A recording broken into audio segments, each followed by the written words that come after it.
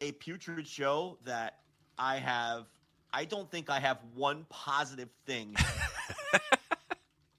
to say about this entire show. This is one of those shows that's so bad and is so boring, uninteresting, and just straight up putrid that it makes me question my wrestling fandom.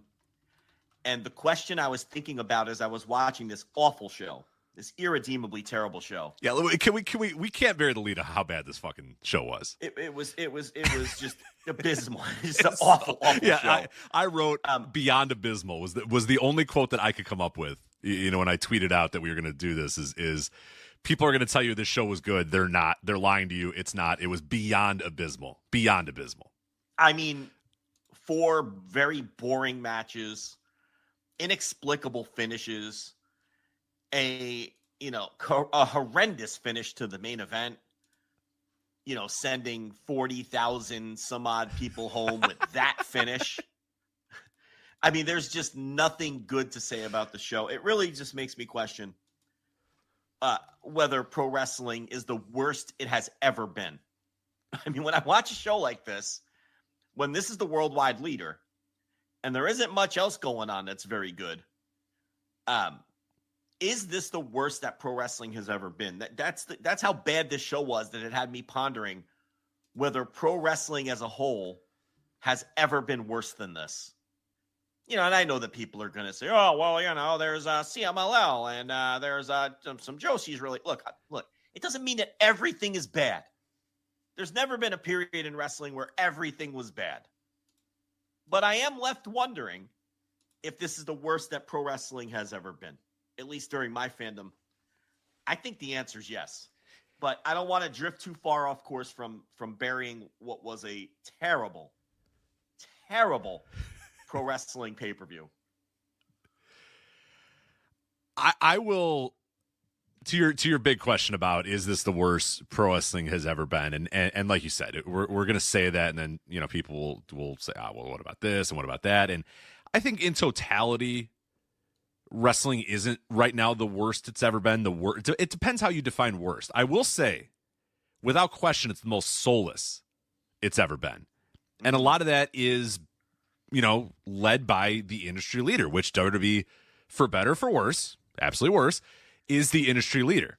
And there's been times where I haven't liked WWE, obviously. There's been several times throughout my history of watching wrestling, and I know your history of watching wrestling, where you would say, hey, WWE sucks. WWF sucks right now. And there were several years throughout the last 40 years where they had and different periods of time where it was just no good and you hated it. And it was like, but there was something redeemable. There was something that had some life, some heart, some character, something to rally behind, something that had some sort of soul to it. I mean, even we're talking about the guy that's going to be in the main event here, CM Punk. Even during the worst periods of WWE, which I thought like 2010 and that era and 2009 was like some of the worst shit ever, I was still, very into the rise of CM Punk and like, hey, what's he doing? So there was enough, and there was a couple matches here and there, and a couple guys here and there, and a couple things you could sink your teeth into.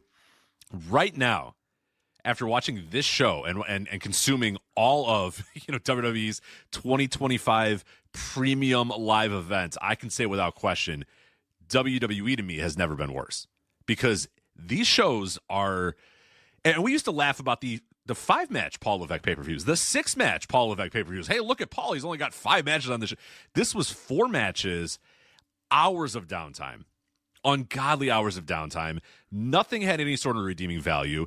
None of these characters mean anything. It's just this. It's just so plastic and fake and bullshit and stupid wrestling. And I don't know that they have ever been worse. And they unfortunately are the industry leader, and everybody does as they do. Again, for better, for worse, absolutely worse, because people will always follow what the industry leader does. What WWE does, everybody else will do. And when we now are a couple years into WWE's big events looking like this and feeling like this, more and more companies are going to start doing shit like that. What we saw here tonight, which is just, nothing of any sort of redeeming value, because look, there's 46,000 people or whatever in the crowd. They cheer like crazy when this guy comes out, that guy comes out, that guy comes out. It's all entrances. It's all masquerading. And then once the bell rings, the fans don't give a fuck. They don't give a shit until the next person comes out, and then they don't give a shit until the next person comes out. And it's all about, the moments, and not even. And they say it's about moments. What the fuck? There's no moments ever. There's like 2 moments ever on these fucking shows either. But it's all entrances and fake and plastic and commercials and ads They don't care again until after the match when everybody stares at each other and makes faces, and then they say that that's storytelling. Yeah. It's entrances, and a show like this is great for the WWE fan because it's just a series of entrances. What we had is 2 Royal Rumbles in a cage where you get the entrances and the music, which is what they're really there to see. I've said this before, but modern WWE crowds, they're really just there to see WWE, the album, live. Yeah. I mean, that's why they're coming. And, we had a moment in a War Games match where Rich Crazy. It's time for war. We had a moment in a War Games match, which, again, these things are so far removed from what War Games was ever. Tully Blanchard, J.J. Dillon and Tully Blanchard spinning in their grave right now.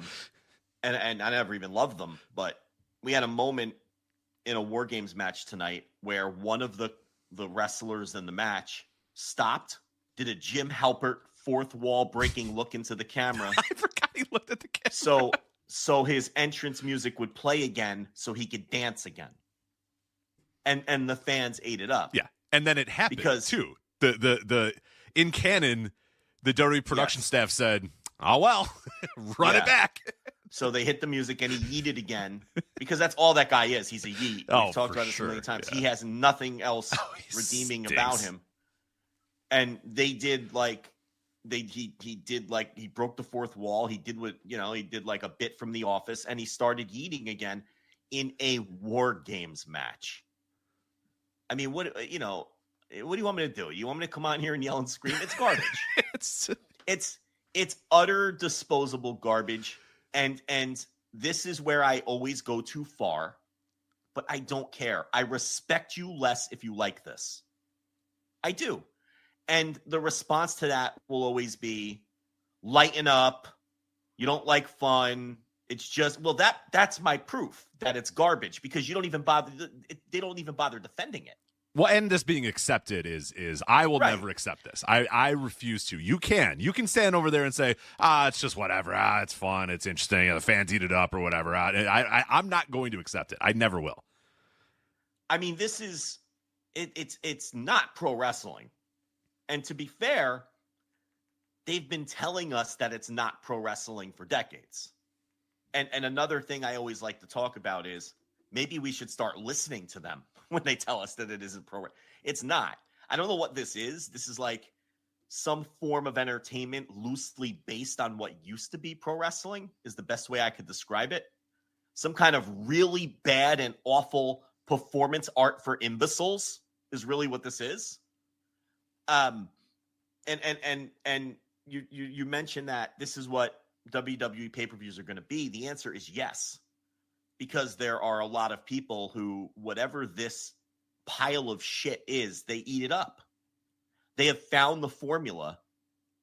They have found the formula to make, to satisfy this group of imbeciles who like this shit. I mean, I just watched this with a vacant look on my face, thinking to myself, how can anyone enjoy this? There's nothing enjoyable about any of this, and it's so, and you made a great point. It's empty. It's plastic. It's so vapid. Liv Morgan comes back. We all know it's a swerve as soon as we see her on the screen. Okay. We have a guy in a mask hop over the cage for that awful finish. You send people home with that finish. We all know it's Austin Theory. And then Joe Tessitore and Peter Rosenberg, I'm watching the poster. And he's just like, boy, we all know that looked just like Seth freaking Rollins. But, man, that couldn't have been Seth freaking Rollins because we just saw Seth, like, using the little fucking trademark names and Joe Tessitore, who should be calling a college football game today. They have to act stupid, like this is all, like Big E. These poor guys have to go up there and they have to speak like imbeciles to their imbecile audience. It's just so bad. Who is this for? A lot of people, apparently, but who?